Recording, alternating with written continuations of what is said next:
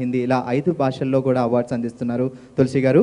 ఇక తమిళ్ ఇండస్ట్రీలో Tamil cinema category విషయానికి వస్తే బెస్ట్ డెబ్యూ డైరెక్టర్గా పా పాండే చిత్రంతో అవార్డు అందుకోబోతున్నారు మనందరికీ ఎంతో ఇష్టమైన హీరో ధనుష్ గారు.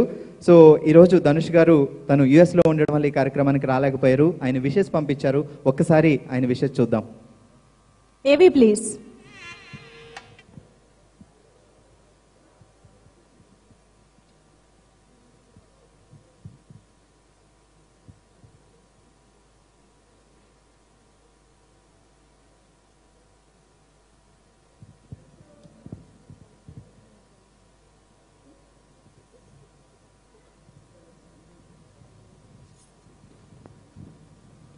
Namaskaram.